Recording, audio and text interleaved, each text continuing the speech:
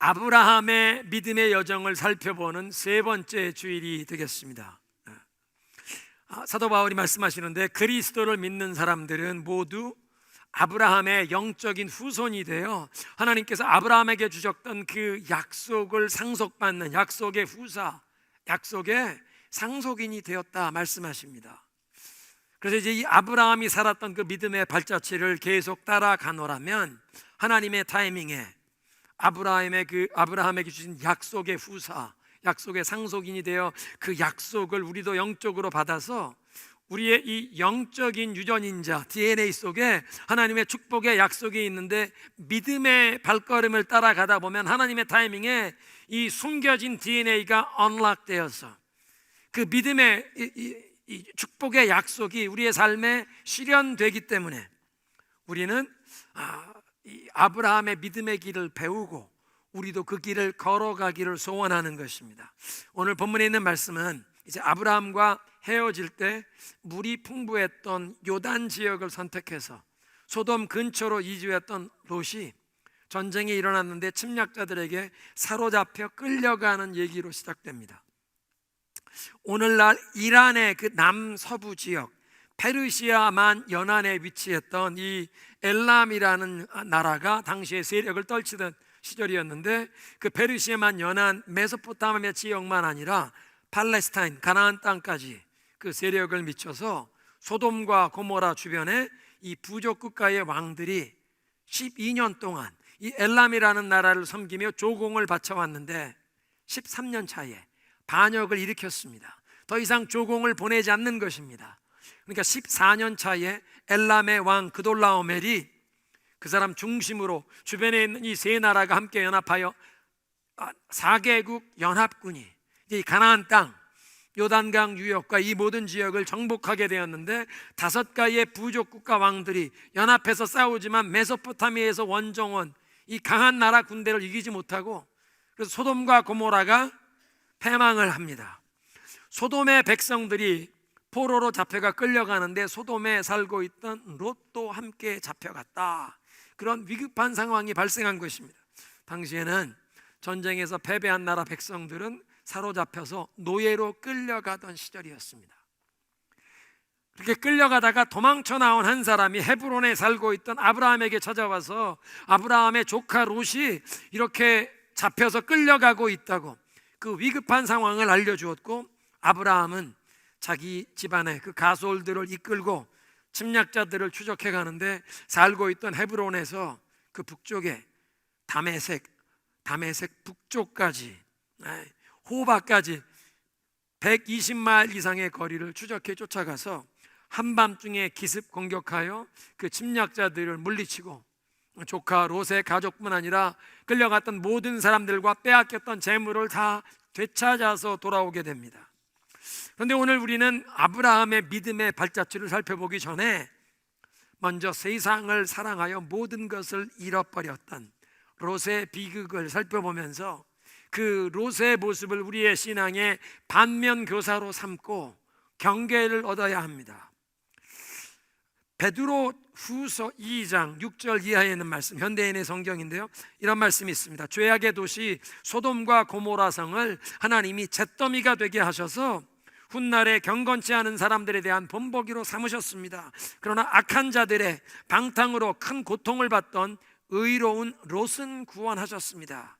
롯은 그 주변 사람들의 악한 짓을 날마다 보고 들으면서 몹시 괴로워했습니다. 베드로 사도의 이런 말을 들으면서 우리는 롯이 구원을 받았다는 사실은 알게 되지만, 그런데 사도 바울이 고린도전서 3장에 불길을 피해 영혼만 간신히 구원을 받는 부끄러운 구원을 받는 성도들이 있다 말씀하셨는데, 세상에 물들어 살던 worldly believer, 예수를 믿고 영혼이 구원은 받았지만 그 마음이 세상에 있는 세속적인 향락, 세상을 사랑해서 세상과 짝하여 살다가 마지막 심판의 날 그냥 간신히 영혼만 불길 속에서 구원받듯 부끄러운 구원을 받는 사람을 얘기하시는데, 롯이 그런 인물입니다. 고린도전서 3장 15절 현대인의 성경입니다. 그러나 심판날에는 각자의 일한 결과가 불로 시험을 받아 밝혀질 것입니다. 만일 세운 것이 불에 타지 않고 남아있으면 상을 받을 것이나. 사도 바울이 이렇게 말합니다. 내가 전한 예수 그리스도의 복음, 그 십자가의 복음이 기초입니다. 그것 외에 다른 기초는 있을 수 없습니다. 예수님의 십자가의 복음, 그것이 기초가 되고 그 예수를 믿고 의지하는 사람은 그때부터 하나님의 백성답게 살면서 그 신앙의 여정에 하나님 앞에 상급을 얻도록 수고하고 그 삶에 세워야 합니다. 그런데 그 삶에 세우는 것이 마지막 날에 불로 검증을 받습니다. 불로 검증을 받을 때 불에 살아남으면 하나님 앞에 상급을 받는다.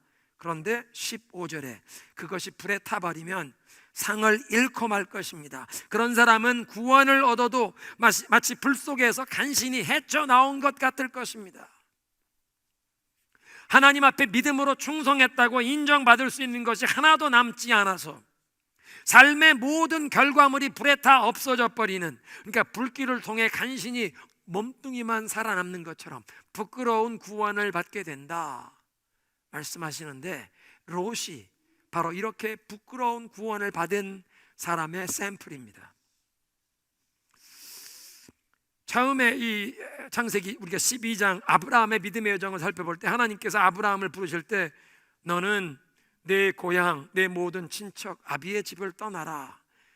자기가 익숙했던 모든 것을 내려놓고 자기가 믿고 의지하고 기대할 수 있는, 나를 도와줄 수 있는 사람들을 다 버리고 이젠 하나님의 말씀만 의지하며 가라는 것입니다. 그런데 그런 부르심에 아브라함이 믿음으로 순종하며 떠날 때 롯이 아브라함과 함께 떠났습니다. 그리고 이렇게 아브라함과 함께 하나님의 말씀을 따라가는 믿음의 여정을 가는 동안은 롯도 함께 축복을 받아 누렸습니다. 문제는 하나님께서 인도하신 그 약속의 땅, 가나안 땅에 도착했을 때 그 땅에 기근이 임했다고, 기근을 피하기 위해 아브라함과 롯이 이집트로 내려가면서 문제가 생깁니다.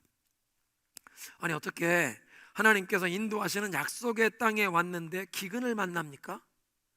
하나님이 축복하시겠다고 약속하셔서 그 축복의 약속만 붙잡고 내가 익숙한 모든 것은 다 내려놓고 내가 의지하고 나를 도와줄 수 있는 사람들, 그 모든 네트워크를 다 버리고 하나님 말씀만 붙잡고 따라왔는데 어떻게 하나님 말씀을 따라가는 곳에서 기근을 만납니까? 마치 예수님께서 제자들에게 야, 배를 타고 저 갈릴리 건너편으로 건너가자. 예수님 말씀에 순종해서 배를 타고 갈릴리 바다를 건너가는데 풍랑을 만납니다. 아니, 예수님 말씀에 순종해서 예수님 모시고 함께 가는 배가 어떻게 풍랑을 만나게 됩니까? 성도 여러분, 믿음의 여정에서 하나님께서는 항상 우리의 믿음의 시험, 테스트를 허락하십니다. 네가 하나님만 바라보고 의지하고 살 것이냐, 아니면 하나님이 주신 이 약속의 땅에, 눈에 보이는 땅, 하나님이 축복으로 주신 것, 선물, 그것을 의지할 것이냐, 눈에 보이지 않는 하나님을 의지하며 살 것이냐, 눈에 보이는 이 약속의 땅, 물건, 손에 잡히는 그 선물, 그것을 의지하고 살 것이냐. 항상 믿음을 테스트하십니다.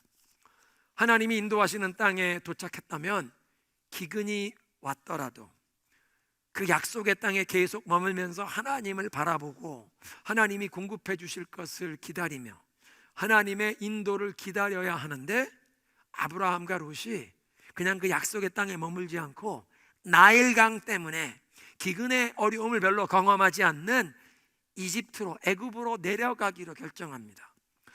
이집트는 매년 이 아프리카 빅토리아 호수에서부터, 우리는 북반구에 사니까 항상 강이 흘러도 북쪽에서 남쪽으로 흐르는 게 익숙한데 이집트는 남반구입니다. 그리고 이 아프리카 대륙의 빅토리아 호수에서 지중해 쪽으로 그 흐르는 나일강이 남쪽에서 북쪽으로 흐르는데, 그 아프리카 대륙 빅토리아 호수를 통해서 거기에서 내려오는 이 물들이 해마다 홍수물이 범람하여 나일강 유역에 땅이 아주 옥토가 되기 때문에 그 비옥한 농토를 제공하는 나일강을 의지하며 살아갈 수 있습니다.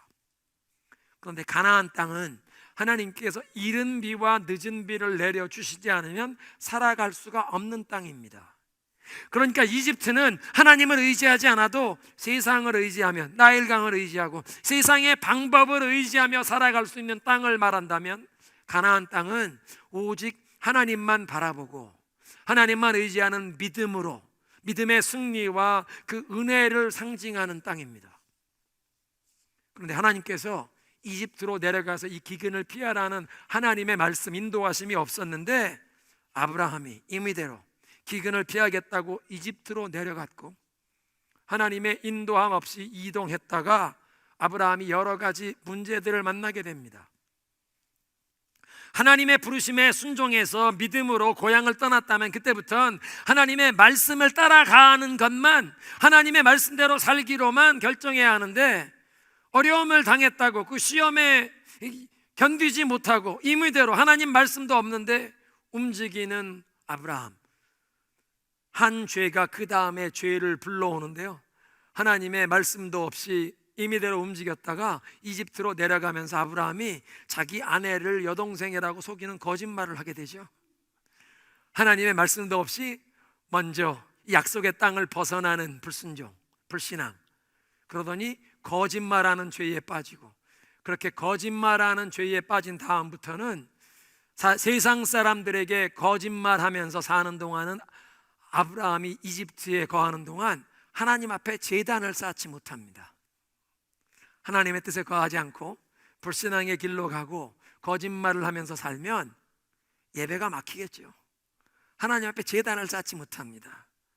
그것뿐만 아니라 아브라함의 아내가 바로의 왕궁으로, 왕의 후궁으로, 왕궁으로 불려가게 되었는데, 사라가 왕궁으로 불려간 동안 아브라함의 마음이 얼마나 조마조마했겠습니까? 사라의 마음도 얼마나 두려웠겠습니까? 하나님이 개입하셔서 그 바로의 왕궁에 재앙을 내리시고, 이 사람들이 왜 이런 재앙이 임했느냐, 이 남의 아내를 데려왔구나, 그래 빨리 사라를 돌려보내면서 하나님께서 아브라함과 이 사라의 가정을 보호해 주셨지만, 그 이집트의 왕 바로가 아니 왜 당신 아내를 여동생이라고 속였느냐 막 책망하면서 빨리 이 나라에서 나가라고, 하나님의 징계가 임한 것입니다. 하나님을 섬기는 하나님의 종이 하나님을 모르는 세상 사람들에게 책망을 받는 부끄러운 일을 당했으니 아브라함이 세상 사람들 앞에 빛으로 살아갈 간증을 잃어버렸습니다. 이런 하나님의 징계의 손길을 경험한 것뿐만 아니라 나중에 아브라함의 가문 안에 큰 고통을 가져오는 이스마엘을 낳게 되는 하갈이라고 하는 여인, 하갈이 이집트 여인인데, 그 이집트 여인이 아브라함 집안의 여종으로 들어오게 된 게 바로 이때입니다. 그러니까 하나님의 말씀도 없이 세상을 의지하고 세상의 방법으로 살아가는 이집트로 내려가서 그 이집트에서 나의 삶에, 우리 가정에 들어온 것은 시간이 지나면 반드시 우리에게 고통과 어려움을 가져오게 되어 있습니다. 하나님의 뜻 안에 머물러야 되는데 하나님의 말씀을 의지하지 않고 내 생각대로 세상을 의지하고 세상의 방법대로 살아가는 곳에서 무엇 좋은 것 얻은 것 같지만 그건 좋은 게 아니라 반드시 우리의 삶에 어떤 고통을 불러온다. 하갈이 이스마엘을 낳아 오늘날까지도 그 이스마엘의 자손들이 이 야곱의 12아들들의 아들 이스라엘 민족, 오늘까지도 얼마나 큰 고통을 당합니까? 더 큰 문제는 조카 롯이 이집트에 머무는 동안 세속에 물들었습니다. 아브라함과 서로 헤어져야 할 때, 분가할 때 드러난 롯의 마음의 상태에서 롯의 마음이 세상에 물들었다는 것을 보여주는데, 첫째, 롯과 아브라함이 서로 자기들의 이제 가산들이 늘어나서 함께 거할 수 없어서 헤어지게 된 지난주의 그 사건을 보면 서로 그렇게 분가해야 되는 상황이라고 하면 어떤 것을 결정할지 우선권을 집안의 어르신인 숙부인 아브라함에게 양보해야 하지 않습니까? 아브라함에게 먼저 선택하시라고 양보하는 것이 도리인데, 조카 롯이 교만하게 지극히 자기중심적으로 숙부보다 자기가 먼저 선택권을 행사합니다. 얼마나 교만하고 욕심을 내는 그런 모습입니까? 그리고 롯이 먼저 선택을 하는데 요단 지역을 선택하게 된 모습, 창세기 13장 10절, 롯이 눈을 들어 요단에 온 들판을 보니, 지난주에 말씀드렸습니다. 여기서 눈을 들어 본 것은 세속적인 사고방식, 세상의 눈으로 바라본 것이라.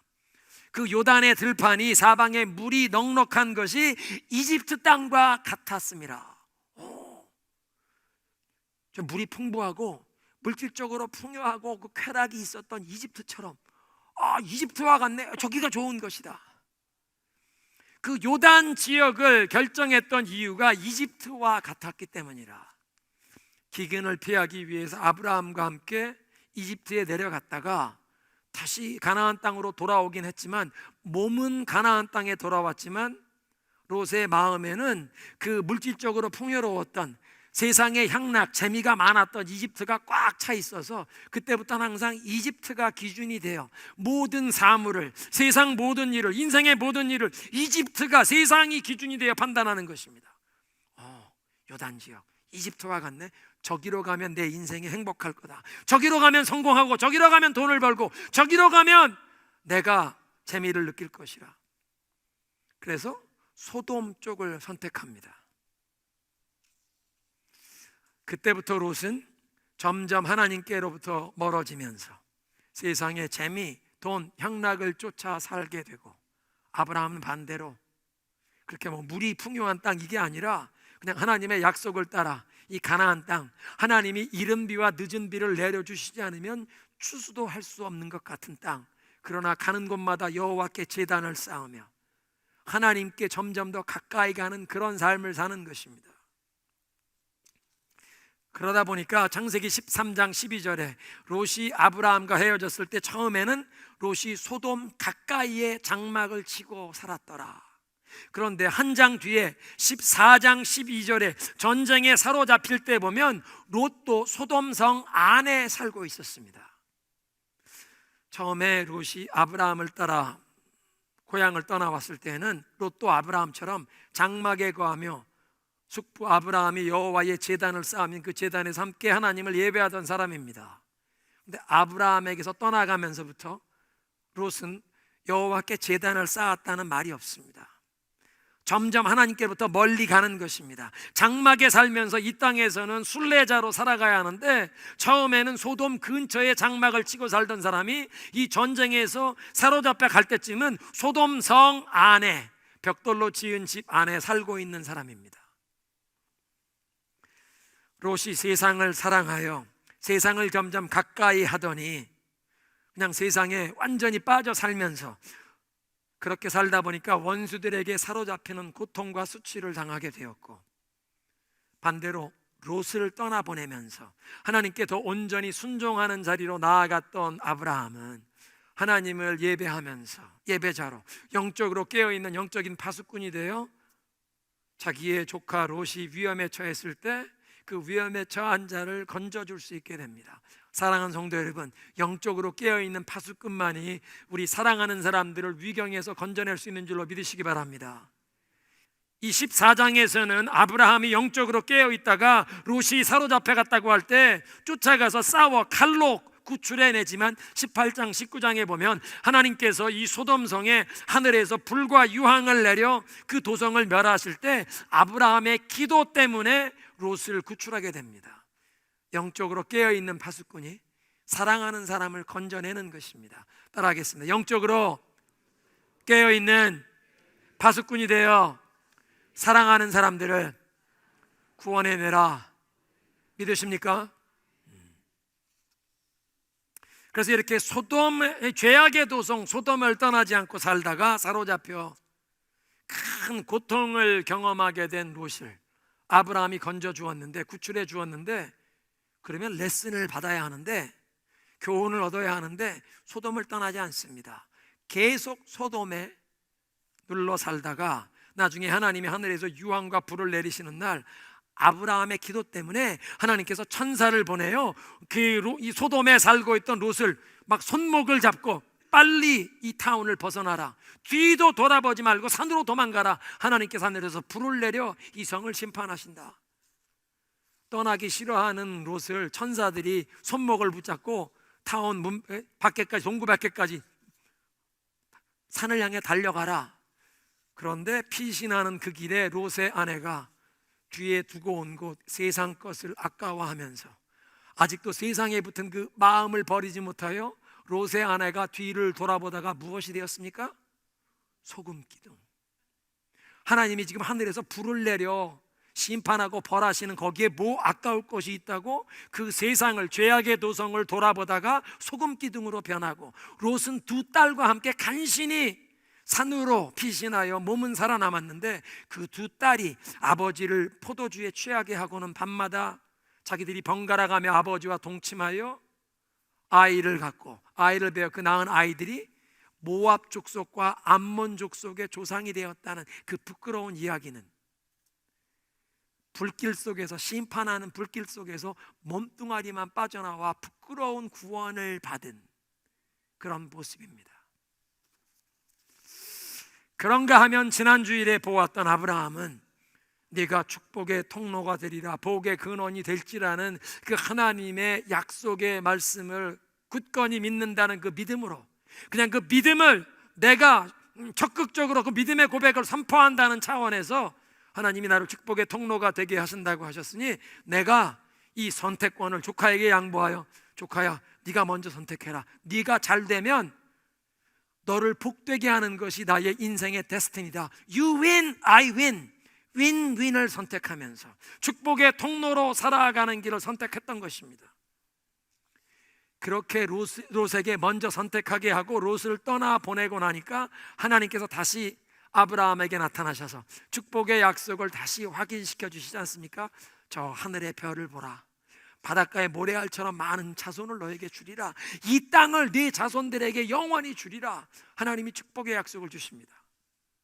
그리고 조카 롯이 사로잡혔다는 소식을 듣고 자기의 가솔들을 이끌고 추적하여 침략자들이 4명의 왕들의 연합군인데, 아브라함이 데리고 떠났던 군인은 자기 집안에서 훈련시킨 318명, 그리고 이 3명의 이 부족의 부족장들이 자기들의 종들을 데리고 떠나봤자 한 사람이 뭐 100명씩 데리고 왔다면 300명, 아브라함의 종 318명, 그 주변에 동맹했던 부족의 군대 한 300명, 뭐 5, 600명이 몰려가서 네 나라의 왕들이 연합하여 왔던 그 군대를 어떻게 5, 600명이 쳐서 물리칩니까?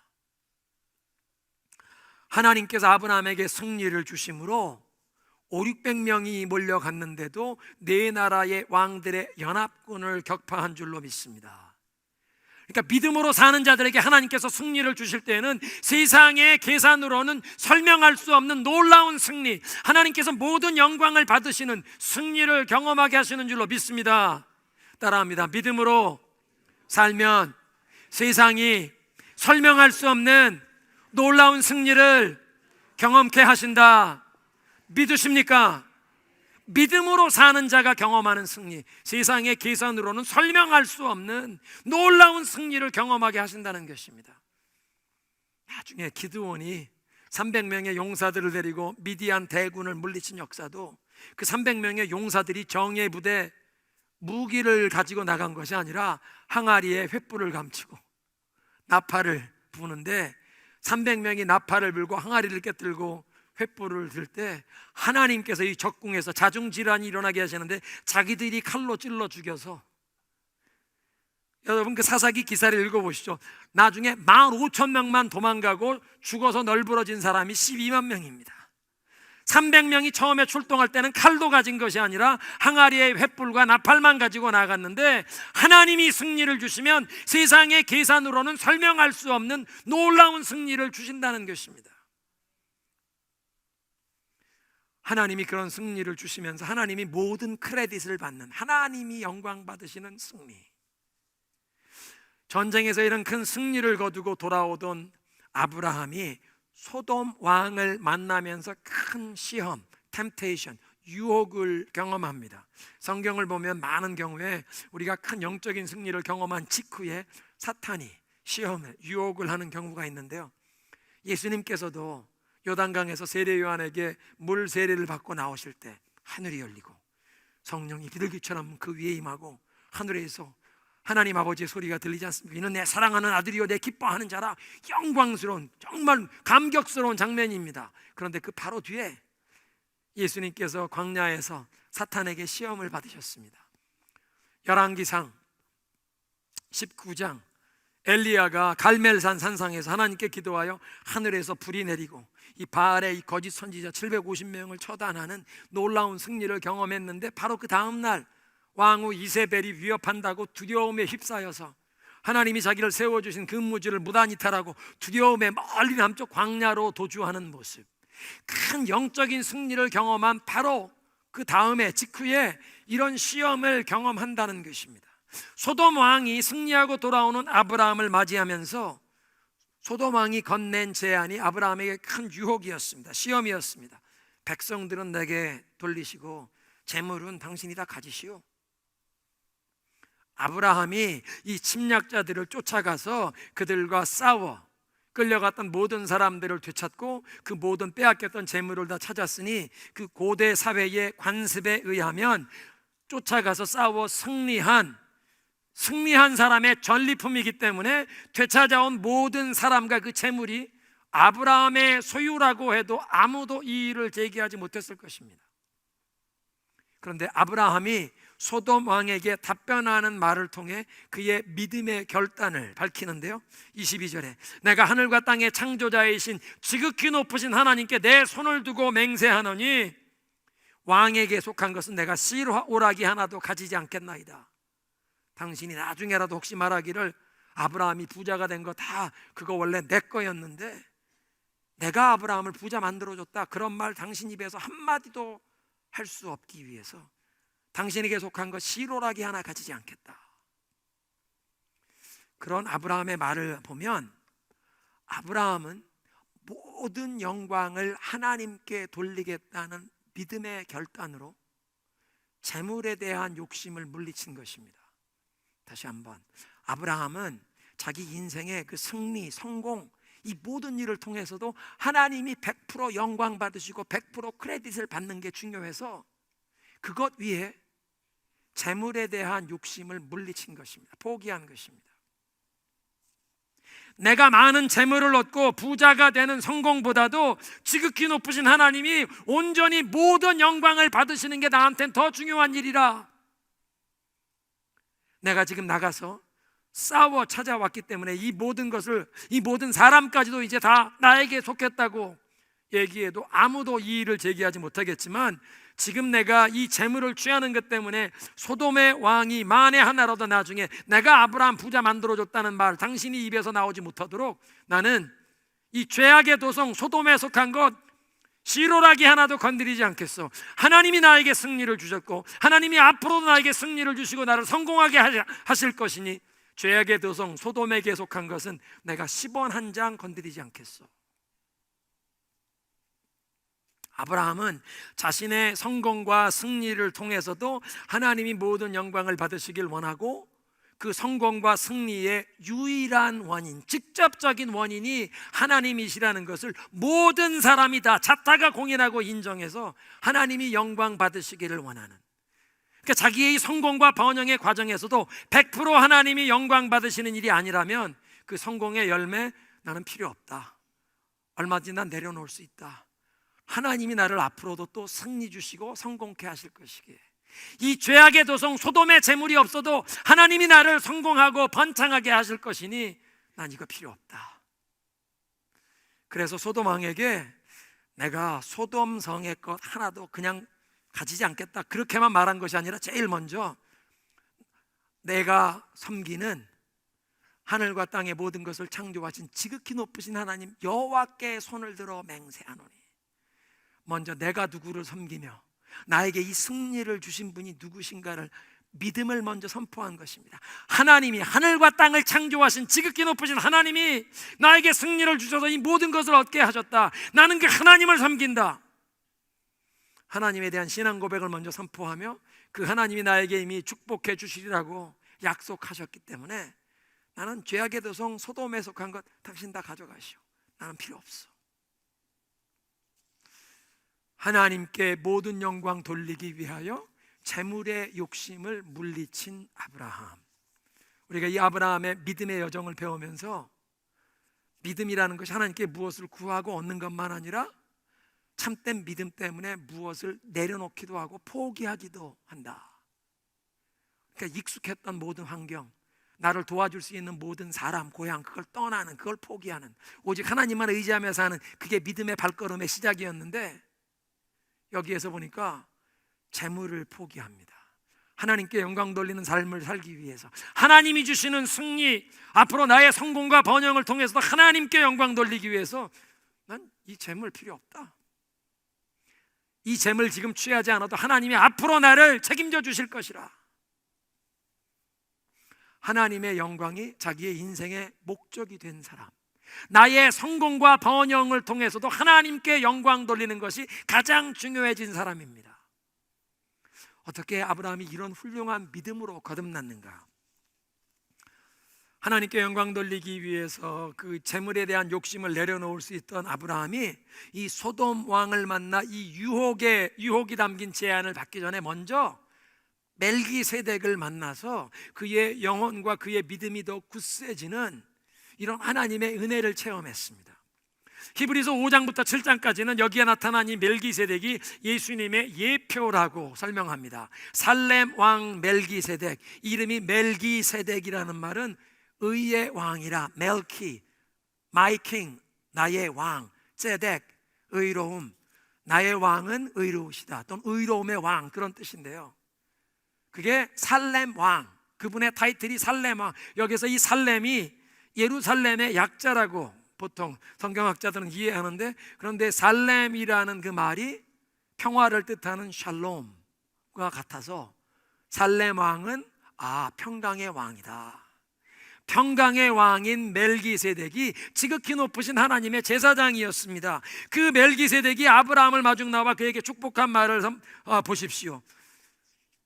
그때 살렘 왕 멜기세덱이 빵과 포도주를 갖고 나왔습니다. 빵과 포도주? 여러분, 빵과 포도주가 어디서 나오죠? 우리가 예배 드릴 때 뭐를 행하면 빵과 포도주가 나옵니까? 성찬식. 예수님께서 우리를 위해 몸을 찢으시고, 예수님께서 우리를 십자가에서 피 한 방울 남기지 않고 다 쏟아 주심으로 우리의 모든 죄를 사하시고 우리를 하나님의 자녀로 삼으셔서 하나님의 평강을 우리에게 주시는, 그걸 기억하는 것이 성찬식에 임하는 건데, 지금 이 멜기세덱, 평강의 왕, 그리스도를 상징하는 이 멜기세덱이 빵과 포도주를 가지고 나타나서 하나님이 주시는 평강, 그걸 선포하는 것입니다. 빵과 포도주를 갖고 나왔습니다. 그는 지극히 높으신 하나님의 제사장이었는데, 멜기세덱이 먼저 아브라함을 축복하며 말했습니다. 하늘과 땅의 창조주이신 지극히 높으신 하나님, 아브라함에게 축복하옵소서. 당신의 적들을 당신의 손에 넘겨주신 그 지극히 높으신 하나님을 송축할지어다. 멜기세덱이 먼저 이 지극히 높으신 하나님의 이름으로 아브라함을 축복했고, 동시에 아브라함에게 승리를 주신 분이 누구신지, 그 하나님이 아브라함에게 승리를 주신 것을 인정하며 그 하나님께 영광을 돌리며 하나님의 이름을 송축했습니다. 이런 축복을 받으며 또 하나님이 승리 주신 분임을 인정하고 하나님께 영광 돌리는, 그 영광을 송축하는, 하나님을 높여드리는 찬양의 선포, 멜기세덱이 이렇게 지극히 높으신 하나님께 영광을 돌릴지어다, 아마 이 선포했을 때 아브라함의 온몸에 전기가 찌릿찌릿 오듯이 그의 영혼에 그 믿음이 불릴 듯 새롭게 일어나는 것은, 맞다, 하늘과 땅의 창조주 하나님이 나를 축복해 주시고 내가 너를 복주어 너를 축복하는 자를 축복하고 너를 저주하는 자를 내가 저주하리라. 넌 어디를 가든 복의 근원이 되리라. 맞다, 하나님이 나를 축복해 주셨지. 그의 믿음이 다시 한번 속에서 불릴 때 일어나서 그 자리에서 즉석에서 자기가 가진 모든 것의 10분의 1, 11조를 그 하나님의 제사장에게 바칩니다. 하나님의 제사장에게 11조를 드리면서 하나님께서 승리를 주셨으므로 내가 이 모든 것을 다 얻었다고 그걸 인정하고 하나님께 감사를 표현한 것입니다. 그리고 또 한 가지, 이 고대 사회, 아직 모세가 십계명과 율법을 받아서 백성들에게 11조와 하나님께 어떤 제사, 어떤 예물을 드려라 율법을 가르치기 전에 고대 사회의 이 풍습에서 11조, 특별히 전쟁에서 승리하고 전리품을 가지고 돌아오는 그 전리품의 11조는 왕의 몫이었습니다. 그러니까 아브라함이 11조를 하나님께 바쳤다는 것은 하나님이 왕이십니다. 내가 지금 가진 모든 것 하나님이 주신 것이요, 하나님이 내 인생의 주인이십니다. 왕이십니다. 나는 관리인입니다. 하나님이 왕이심을 선포하는 것입니다. 성경은 우리가 재물에 대한 욕심에 얽매여 살지 않도록, 그래서 그 재물을 우상으로 섬기는 탐욕을 예방하는 확실한 처방을 가르쳐 주십니다. 오늘 예배로의 부름, 잠언 3장의 말씀인데요, 내 마음을 다해 여호와를 믿고 내 지식을, 내 계산을 의지하지 말라. 내가 하는 모든 일에 그분을 인정해라. 하나님을 인정해라. 하나님이 하늘과 땅의 모든 것의 창조주이심을 인정해라. 하나님이 왕의 왕이심을 인정하고 하나님이 네 삶의 주인 되심을 인정해라. 그리하면 그분이 너의 갈 길을 인도하시리라. 영어 성경 번역은 He will make your path straight. 내가 가는 길을 곧게 하실 것이라. 내가 인생에 가야 하는 길을 멀리 뺑뺑 돌아가지 않고 시간 낭비하지 않고 괜히 이상한 길로 갔다가 막다른 골목이어서 밖으로 돌아 나와야 하는 인생의 허송세월하지 않도록 내 인생에 정말 꼭 가야 할 곳에 곧게 갈 수 있도록 하나님이 인도해 주시리라. 혹시 여러분, 하나님이 여러분의 발걸음을 곧게 인도해 주시는 것을 다시 한번 붙잡아야 하실 분이 계십니까? 아브라함과 롯처럼 하나님의 말씀을 따라 살아야 하는데 하나님의 말씀도 없이 함부로 내 생각대로 움직였다가 이집트로 내려갔다가 지금 많은 어려움을 경험하고 계시는 분들이 계십니까? 모든 일에 하나님을 이제부터 인정하리라. 하나님을 내 인생의 선한 목자로 인정하리라. 하나님이 내 왕이 되심을 인정하리라. 그리하면 내 가야 할 길을 인도하셔서 곧게 하시리라. 9절, 내 재물과 내 수확물의 첫 열매로 여호와를 공경하여라. 그리하면 내 창고가 차고 넘치리라. 11조를 하나님께 드리는 것은 내가 가지고 누리는 모든 것이 하나님께서 주신 것이라고. 근데 그냥 10%만 하나님께 드리는 것이 아니라 하나님이 왕이십니다. 하나님이 내 삶에, 내 인생에, 우리 가정의 주인이십니다. 사실은 이 모든 것도 다 하나님 소유고 하나님이 주인이시고 나는 관리인입니다. 나는 청지기입니다 라고 고백하는 것입니다. 나는 더 이상 이집트의 바로의 노예로 사는 것이 아니라 이 세상의 시스템에 재물에 억눌려서 재물을 우상으로 삼고 사는 것이 아니라 경제적으로 어려움을 당해서 재물이 부족해도 물질에 쪼들려 노예로 살고 재물이 많아서 마음이 거기에다 빼앗겨도 재물을 우상으로 삼고 살게 됩니다. 재물이 많고 적음이 아니라 내 삶의 모든 것, 지금까지 모든 필요한 것 하나님이 공급해 주셨고 하나님이 왕이시며 하나님이 주인 되심을 고백하며 첫열매를 11조를 하나님께 드리는 사람은 나는 재물이 나를 지배하는 것이 아니라 하나님이 나를 다스리십니다. 지금까지 나의 모든 필요를 하나님이 채워주셨고 나에게 승리를 주셨고 앞으로도 하나님이 승리를 주시고 앞으로도 하나님이 나를, 우리 가정을, 우리 자손들을 번창케 하실 것을 믿습니다. 그런 믿음의 표현으로 하나님께 이 모든 것을 드리는 것인 줄로 믿습니다. 오늘 말씀을 정리하겠습니다.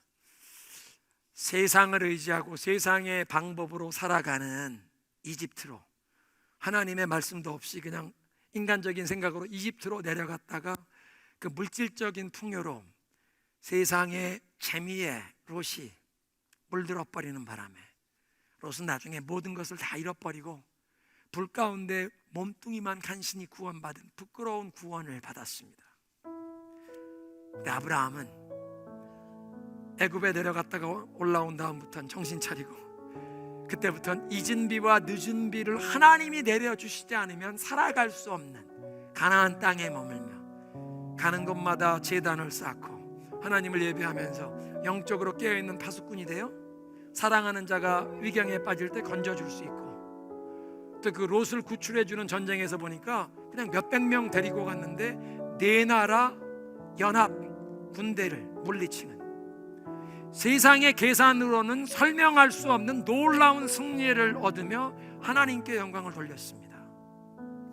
또 소돔 왕이 던져주는 그 유혹 앞에 나는 하나님의 영광이 더 중요하니까 이 물질에 대한 욕심 나 이거 필요 없습니다. 하나님이 승리 또 주실 거예요. 하나님이 이보다 더 큰 승리와 성공을 경험하게 하실 것이니 하나님이 100% 영광을 받으실 일 아니면 당신 가져가시오.